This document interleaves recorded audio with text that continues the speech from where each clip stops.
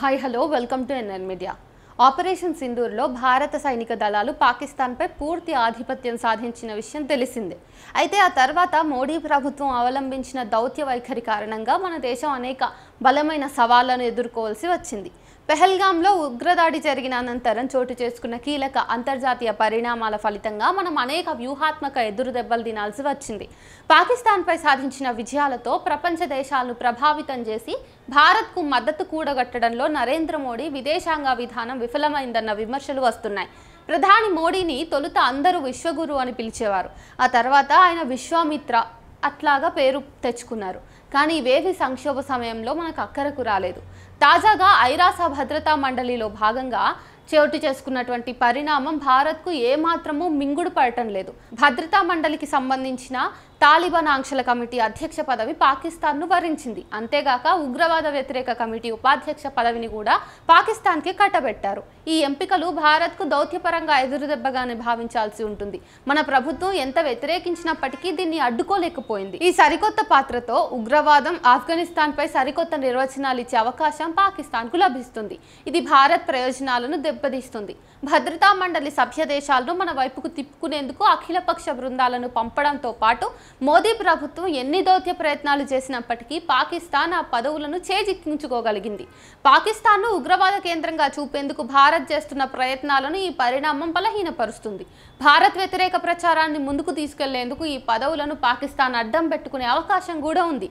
ప్రపంచ వేదికలపై భారత్ ప్రభావం రాను రాను తగ్గిపోతోందని చెప్పడానికి ఈ పరిణామాలు సంకేతాలుగా నిలుస్తున్నాయి. ఇదే సమయంలో అంతర్జాతీయ నిర్ణయాలలో పొరుగు దేశాల ప్రమేయం పెరిగిపోయింది. భారత్, పాకిస్తాన్ మధ్య కుదిరిన కాల్పుల విరమణ ఒప్పందానికి అమెరికా అధ్యక్షుడు డొనాల్డ్ ట్రంప్ నెరిపిన మధ్యవర్తిత్వాన్ని రష్యా అధినేత పుతిన్ ఆమోదించడం భారత్కు ఇబ్బంది కలిగించే అంశమే. కాశ్మీర్ వివాద పరిష్కారంలో మూడో పక్షం ప్రమేయాన్ని అంగీకరించబోమన్న భారత్ వైఖరిని ఇది సవాలు చేస్తుంది. ట్రంప్ వ్యక్తిగత జోక్యంతోనే వివాదం సద్దుమణిగిందని పుతిన్ వ్యాఖ్యానించడాన్ని చూస్తుంటే అంతర్జాతీయ ఒత్తిడి కారణంగానే మోడీ చర్చలకు సిద్ధపడ్డారని, అమెరికా ఒత్తిడికి లొంగిపోయారని వస్తున్న కథనాలకు బలం చేకూరుతుంది. పాకిస్తాన్తో వివాదాలను ద్వైపాక్షికంగానే పరిష్కరించుకోవాలన్న భారత్ దీర్ఘకాల వైఖరి బలహీనపడుతుంది. క్లిష్టతరమైన భద్రతా సంక్షోభాలు తలెత్తినప్పుడు భారత్ వ్యూహాత్మక స్వయం ప్రతిపత్తిపై కూడా సందేహాలు తలెత్తుతున్నాయి. భారత్ తీవ్ర అభ్యంతరాలు లేవనెత్తినప్పటికీ IMF, ప్రపంచ బ్యాంక్, ఆసియా అభివృద్ధి బ్యాంక్ నుండి పాకిస్తాన్ రుణాలు పొందగలిగింది. ప్రపంచ ఆర్థిక సంస్థలపై మోదీ ప్రభుత్వ ప్రభావం పరిమితమేనని దీంతో స్పష్టమైపోయింది.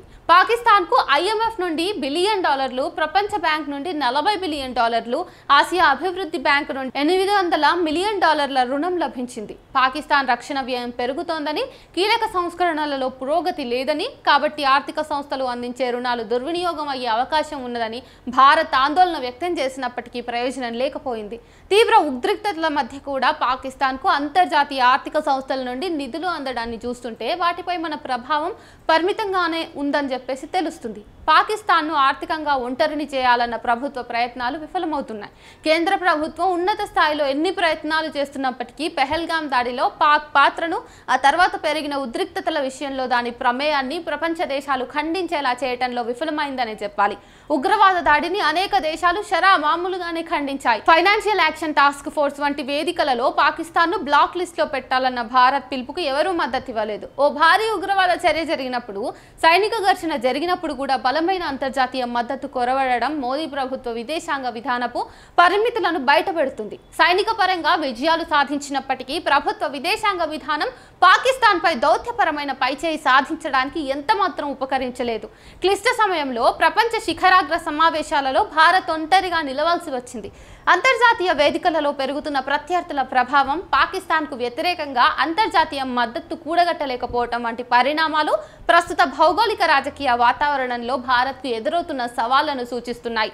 దౌత్యపరంగా తగ్గిపోతున్న మన ప్రభావాన్ని, ఎదురవుతున్న వ్యూహాత్మక ఎదురుదెబ్బలను ప్రధాని మోడీ వాక్చాతుర్యం ఏమాత్రం ఒడ్డున పడేయలేకపోతోంది. ఐక్యరాజ్య సమితిలోనూ దౌత్యపరంగా భారత్కు ఎదురు దెబ్బలు తప్పడం లేదు. పహల్గాం దాడిలో పాక్ ఉగ్రమూకల హస్తాన్ని ఐరాస ఖండించలేదు.